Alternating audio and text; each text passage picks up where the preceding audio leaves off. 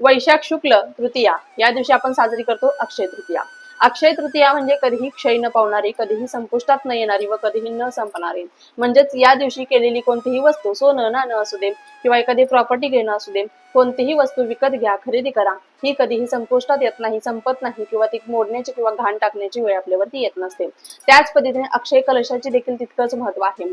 आपल्या घरामध्ये लक्ष्मीचा अखंड वास राहावा, लक्ष्मीने चिरंतन आपल्या घरामध्ये अखंड काल वास करावा, अखंड लक्ष्मी प्राप्ती व्हावी, आपल्या कष्टाला जेवढं आपण कष्ट स्ट्रगल आपल्या जीवनामध्ये करतो त्या नशिबाला आपल्या कष्टाची साथ लाभावी किंवा नशिबाची साथ लाभावी, भाग्याची साथ लाभावी, यासाठी आपल्याला अक्षय कलशाची स्थापना करायची आहे। तर अक्षय कलश अक्षय तृतीया दिवशी कशा पद्धतीने भरायचा, त्याची सेवा कोणकोणती करायची, अक्षय पात्र अक्षय कलश कशा पद्धतीने सिद्ध करायचा, या संबंधीचा व्हिडिओ आपल्या चॅनलवरती अपलोड झालेला आहे।